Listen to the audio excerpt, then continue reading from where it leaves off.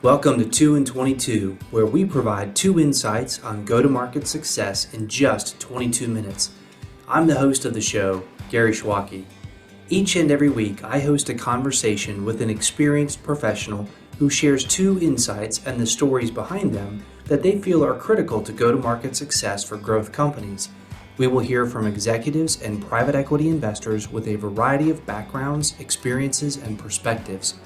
These professionals are working towards exceptional things with real-world constraints and challenges, just like you. If you are tired of marketing and sales hacking and want an authentic, practical guidance on go-to-market success, then this is the show for you. If you can't stick around for the live show, you can get recordings and highlights of all shows by subscribing to the review on our website, 2in22.com.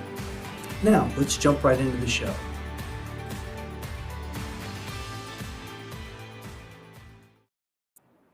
Hello, everyone. Welcome back to another week of 2 in 22. Really excited to introduce my friend Chris Davey to this week's guest. Chris has a really fascinating background. He's seen a lot. I love the fact that he's been from literally startup to large enterprise, large global enterprise.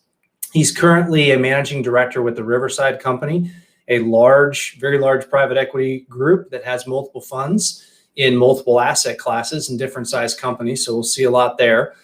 Prior to that, he was the managing director at Sales Benchmark Index, which is really a sales, marketing, and go-to-market consulting firm where he got to see a lot there as well across multiple industries. To the other extreme, Blue Bloodhound was a startup. Fleetgistics was a private equity group, predominantly in sales and marketing. So he's got a ton of experience with a lot of different size entities, and really excited to get his insights on go-to-market. So without further ado, let's bring Chris into the show. Hello, Chris. Hey, Gary. How you doing? Right. Welcome, my friend. Thank you for doing this. I appreciate it. Looking forward to it. Yeah, my pleasure. Me too. All right, so tell me what you've had. This common theme of sales and marketing backgrounds, and I know from experience, Chris and I go way back. We're actually, truth be told, fellow Buckeyes, but a lot of sales and marketing experience going back to the beginning of your career. But talk about that kind of common thread as you go from large corporate to startup environment to mid-size enterprise, back to startup, and what are some of the common themes there, and what led you from one step to the next? Sure. Yeah. I mean, and one of the things that wasn't up on the intro was where I started for the first 15 years at DHL. So that was the biggest organization I ever worked for, and it really is the gamut. Started right out of college in sales and marketing. I've always loved it. The career going from large to small, that was purposeful. When I left DHL, I had a little bit of an entrepreneurial spirit to me. So I did my own thing for a little while, started with a small private equity firm, run company, the tech startup. And then after all of that, I figured since I had so much experience in sales and marketing, maybe I should try the consulting gig and tell other people what I knew.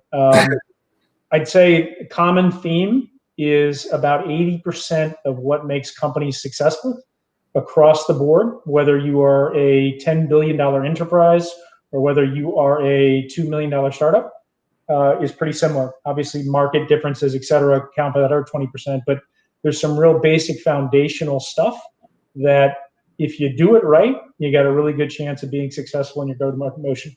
All right, well, that's a fantastic segue for your 2 insights. So what are those 2 insights? Let's just go into some detail there. Yeah, so I think the first one I would say is I see companies both in my consulting career and then in my current role with private equity where I'm doing a very similar thing. I'm doing go-to-market consulting and mentoring, if you will, for our portfolio companies. It is amazing to me how many of those firms of different sizes do not have a good, robust understanding of how to segment their market, their account, and their buyers. So that's insight number one, is you've got to get that right, because it feeds so many other parts of the go-to-market strategy. And then the second piece, and it sounds a bit cliche, but I wrote a couple of research papers on this when I was consulting, and it's execution. So it is so easy to say, hey, we have this initiative that we're going to go segment the markets. You get all this data, you come back with great lists, and you've got a bunch of great lists. And unless you go do something with that and put it into practice and divide territories and set up how you're going to do your coverage and how are you going to market and campaign to certain personas, it's data, right? So number one, nail segmentation, do it right. Number two is execute on that, because it does give you access to do so many other strategic things in the go-to-market space. All right, awesome. So I'm excited about this because, as you know, we are huge fans of both, but especially the segmentation piece, because in our experience at Yield, what we see a lot is that is really the beginning of how you align your entire organization around that. And we see a lot of friction that comes in marketing and sales, where you may have segmented even the sales and territories and things like that, but then marketing is chasing a completely different set of leads. So let's talk a little bit about the building blocks of that segmentation. Right? It can mean a lot of different things. You're looking at market, accounts, and buyers. What are the building blocks core? Whether you're a small company, mid-market company, what's that process look like? Where do you start? Who's involved? Timelines? Just kind of walk us through that. Yeah, so I think the number one, the biggest thing is the market segmentation. Where do you think you're going to play? What's your value prop? Who are the competitors? And I mean, those are decisions that should obviously be revisited on a regular basis, but they should also be something you understand before you even get into business. Yeah. But that's all of this stuff that I'm talking about should be executive level involvement, not necessarily building or gathering the data, but making the decisions that come from. So market segmentation is piece one. Where do you want to play? Maybe what industries? Where do you think your product or your service has the best chance of being successful? Once you do that, account segmentation, which to me is heavy, more on the sales side and the marketing side, and I'll explain what I mean by that in a second. But you take your universe of accounts and you define what I think most people know the term ideal customer profile. So what is, given the markets that we want to play in and what our product or service does, who are the people and the companies that are most likely to buy our product? And usually that's 4 or 5 different factors that you take into account. So it could be, how big is the company? It could be geography. It could be industry that company is, whatever it might be, and you assign weightings to those. And then you gather information about both the existing customer base that you've got and the world of prospective customers, and you literally put a weighting to all those clients. Because for some clients, especially B2C, I mean, you can have tens of thousands of potential opportunities. And if you don't have some way to target your salespeople to say, look, these are the ones that score above 90%. These are the ones that are potentially going to spend the most money. So this is where you should spend your time. And oh, by the way, this is where we want to put expensive outside salespeople to target those customers, because they have a longer or a larger lifetime value if we do secure them. So we're willing to spend more customer acquisition versus the long tail, where we might want to look at some kind of an e-commerce solution, an inside sales, and everywhere in between. And maybe that tippy top, you want to have some type of key account or global account management program with your most expensive professional sales resources, building up the relationships, because the lifetime value is so high with the land and expand type strategy. Right. So with that, let's pause on that for a second. So with this segmentation piece, because one of the things that the core theme that we're kind of beating the drum on is that even if you've done that in some cases, this pandemic disruption really should force you to kind of rethink that, because, you know, segments have changed, buyers have changed. Are you seeing that the velocity of those changes start to increase because of just the fundamental changes, the way people are buying today, shifts in industries, things like that? And then if so, how do you, or have you seen it be less of a, you know, one time, once every other year exercise and something that's almost more habitual, maybe an annual planning cycle? Well, that's a great question. I mean, we always used to recommend doing a segmentation no less than once a year. And when, you know, before I switched over to Riverside, I was still doing consulting when all COVID hit. And one of the things we came out to all of our clients with is, you guys need to do literally a COVID segmentation, because depending on what industry you're in, your ideal customer profile may have just shifted dramatically. I mean, I'll use transportation as an example, just because I've got a lot of experience there. But think about companies whose transportation business was maybe built on delivering to retail or doing something in the commercial real estate space. I mean, it's gone, right? So how do you go find revenue that's going to replace it. And then at the same time, you've got questions about, do you want to get into long-term contracts with these new customers? Because are they just bridge revenue? Are they going to take up your capacity when the revenue does come back post-COVID? All those things come into play. But to answer your question, yeah, this year, people should have been looking at it almost on a monthly basis. And if you've built the tool right, if you've really built a true account segmentation tool, it's plug-in data. So there's a lot of heavy lifting up front. Maybe you need to go out and get an outside resource consultant, someone to help you do it. But once the tool's built, then you can make adjustments to what the weightings are, what the criteria are, et cetera, and the output changes with that. Right. Excellent. And then in terms of, so now that's the market segmentation, account segment, I couldn't agree more. One of the things we talk about is there are no average customers, right? If you have a market, you have a segment, there are customers in that segment. Pick it, retail as an example. Whatever you pick as the median customer doesn't actually exist, right? There's a fat middle and long tails, and your value prop and how you sell and what's available to you and pricing and everything else is different inside of that segment. So love that aspect. And now let's take it down then to the buyer itself, because there's different ways depending upon the size of those segments within that market segment where they buy as well. How do you bring that into the equation? Yeah, and I think this also goes to your point earlier about the coordination between sales and marketing. So the buyer segmentation is, it's important to understand the persona.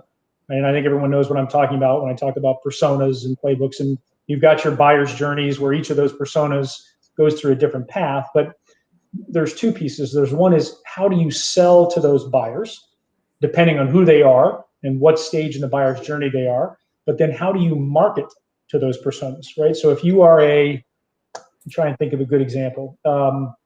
If you are buying, let's say, high-end furniture for a commercial office building, and you are a designer, and you are telling them, a designer involved in the process and putting things together, your process, your thoughts, your buying journey is going to be dramatically different than if you are, say, the CFO of the organization that's going to be making the purchasing decision. And where you get interested, what you get interested by, are going to be completely different. And so marketing from a digital perspective has to be thinking about that. And when they target the people, what are their watering holes? What do they care about? And it has to be aligned with sales on, are they in the nurture path stage? Are they in decision? Are they information gathering? Whatever you might call it in your sales process.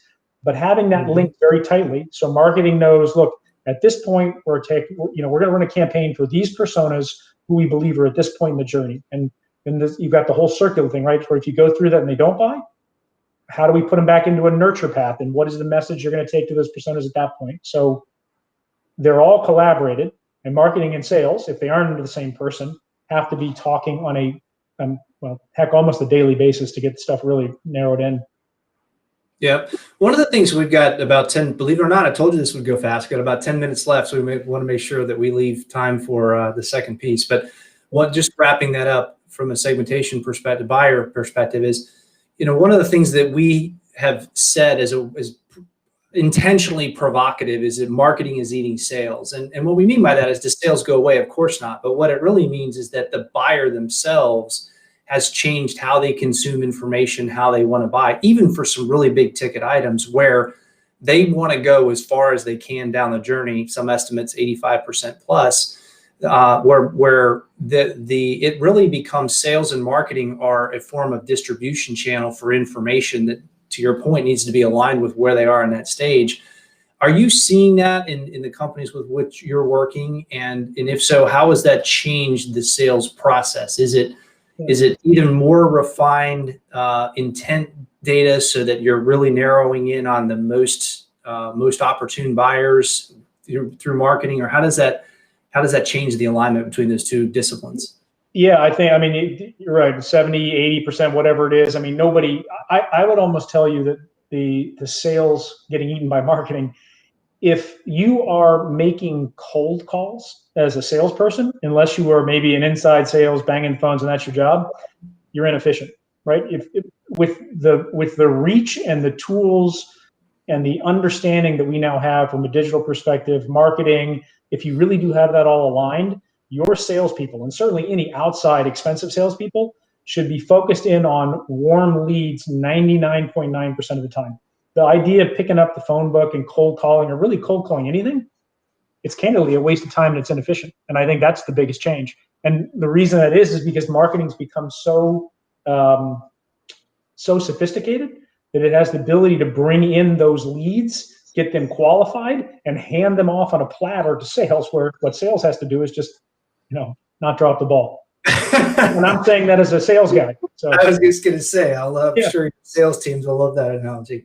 Yeah. All right. So with that, let's talk about the execution piece, because again, there I see that there's a lot of programs with the best of intent that either even then it's like they have lists, they go through the process, and then it's actually putting that into place, right? It's aligning efforts, not just in one, but that to that point that what marketing is doing is totally aligned with what sales needs, so that you deliver the right customer who then doesn't churn. What are some of the building blocks that you see that create that execution culture beyond just putting the plans into place, but then keeping the teams motivated and focused? Yeah, so it's a great question. And I'm going to try and answer it in a couple of bullet points first, and I'll dive deeper. Number one, executive level focus, or even CEO level focus. So CEOs, I read a book when I was doing some of those papers I mentioned, and it talked about how CEOs used to think they're the big strategy guys, and everybody else executes on their vision. Completely disagree. CEOs should be doing execution, focused on making sure their teams know what they're supposed to do. What are the 4 or 5 things we're going to try and tackle this year? And what are the KPIs we're going to measure? And once every week or 2 weeks or whatever the cadence is, the executive team across all those functions that are involved are getting together to make sure they're tracking against those KPIs. And if they're not, they're figuring out what's the problem and holding each other accountable. So top down, know what you're going after and know what you're measuring. And the company will go nameless, but I've got a perfect example right now in our portfolio where we've got a really, really good lead generation engine, but those leads are being tossed into a pipeline that has zero measurement, very low measurement, very low follow-up, no technical communication back from their CRM to HubSpot. So marketing has no idea what's happening to leads. Nobody can really report on it. And so this major initiative for us to quickly change that and to say, guys, it's great, we're generating leads. Okay, how much revenue is falling out the bottom because a salesperson never follows up on it, or because we're not qualifying them? And even if they are following up on them, we don't have the process back in place where marketing can say, I know this campaign generated this much revenue, so therefore we're going to put this much more money into this campaign and take some out of here. And that's heavy lifting stuff. That's just not talking. That's MarTech, that's writing processes, that's getting everybody aligned with this is how it's going to do it. Sometimes it means you're hiring new bodies. Maybe you're hiring a lead development person to qualify, whatever it might be. But that's the true heavy lifting, granular stuff you have to do, not just say, we're going to have a great lead generation and lead management program. Yeah, you bring up a really good point. It's something that we preach here as well. We're huge fans of starting at the data layer, because the data can get trapped in the tools, and you end up with what we call local maximums, right? So marketing, in this case, this lead generation engine is doing a bang up job delivering leads, but then there's no accountability down funnel for, does that lead actually turn into revenue, right? Are we spending in the right way and manner? And then conversely, in the middle with the sales piece, are you following up on these things in a timely fashion? What is your time to first contact? And pulling those pieces together. When you are in that vein, and you're thinking about is there kind of a common reporting or set of information? Every company's different, so it's not going to be a common KPIs, but some core muscles that you see develop that come in this execution rhythm that is around a common set of reporting and what have you. Oh, sure. Yeah. The KPIs, they may vary by company, but the important ones are just how many leads are coming in, what's happening with the leads, where are they going into the CRM, what stages are they in the CRM, and then if they're not sold, how do they get circled back? But the piece, I want to go back to a comment I made about the importance of executive involvement in execution. Yeah. On Friday, I had a call, and the board of directors was asking me specifically, where do we stand on creating visibility and creating a dashboard about the lead generation, what happens to them, and the communication back, so we know what's going on, because it's such a big problem in the company that's literally the top question he's been asking me for 3 weeks, but we're working on it, right? So it's having that level of focus because it's that important. It's not easy. It's not easy. Yeah. There's a lot of moving parts. Yeah, for sure. How have you seen, with that in mind, how have you seen the structure of the teams change to be able to be able to gather all that data, make sense of it, and put it into production, so to speak, so people can use it? Well, I think sales leaders, by and large, are being challenged to become a little bit more analytical. Or another change, and I don't know if it's a change, I think they existed before, but maybe people weren't as aware of the critical nature of the role played. I would never lead a sales team of any size without having a really, really good, quantitatively oriented sales operations leader. Yeah. Right? So, I mean, analytics are becoming so important. Reporting, KPIs, dashboards. I mean, you just can't run a sales force by going out and meeting your reps every couple of weeks, shaking hands and having dinners. You got to have data behind it. And it comes from a lot of different systems, both in the marketing and the sales. Got to have that tied together. So I think sales ops, critical role. Revenue operations is like we used to call it because it sits across both sales and marketing. And then a sales leader who's comfortable analyzing that and making strategic decisions based on the output of that data.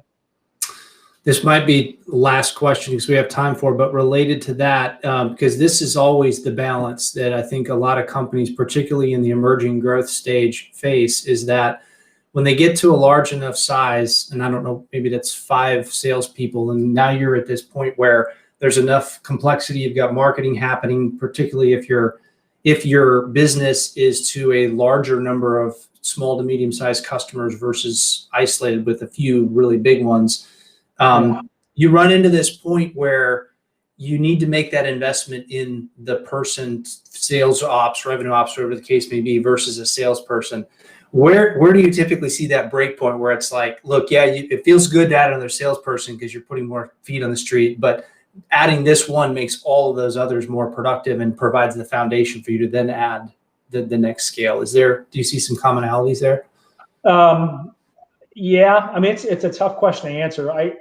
It will vary by company and who you're selling to, but I'm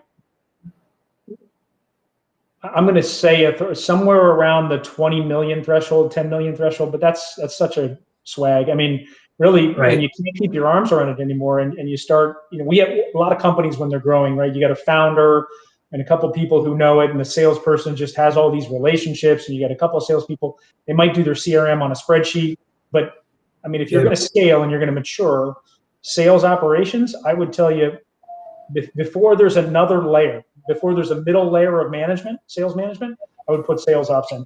So 6, 7, 8 salespeople, get somebody in sales ops because the sales leader is going to be too busy to mess with it. Right. Yeah. And then you have them spending their time pulling data into spreadsheets instead of working with the team. Yeah. Mm-hmm. Well, that was our 2-minute warning. So I told you it was going to go fast. It's some great stuff. But we covered a lot of ground, man. I didn't realize how much I talked. Love it. So, all right, 2 questions, slam dunks for you. Number 1, if they want to learn more about Chris Davey or Riverside, where will they find you? Well, LinkedIn is Chris Davey 1, I think, or you can certainly look me up at Riverside Company. And then Riverside, we have a website that will get into a lot of detail about our different fund families. In particular, I work at the commercial growth team for the Riverside Capital Appreciation Fund, which focuses on companies around 10 million to 30 million in EBITDA, North American companies. So that's me, and I'm out there on social media and the website, so not hard to find. Awesome. All right. Well, Chris, really appreciate the time. I know it was a lightning round of sorts, but I felt like we covered a ton of ground. And just as a refresher, so Chris's 2 points as we think about this, and we love this: segment your markets, accounts, and buyers. It's just do the hard work to do that, but then importantly, operationalize it, execute against it. So we want to have a company culture that is execution focused. Well, Chris, thanks again for the time. If you want to catch Chris, this recording, if you missed it live, go to 2in22.com to subscribe and get the monthly update. And you'll also get a summary of Chris's points here. But really appreciate everyone's time. Chris, huge thank you to you as well. And we hope everybody has a great week. Take care. Thank you, my friend. Bye. All right. You too, bud. Life is moving fast. So if you missed the live show of 2 in 22, you can get the video recording and highlights by subscribing at 2in22.com. You can also get the audio version by subscribing to the 2 in 22 podcast on your favorite platform. Thanks for spending time with us.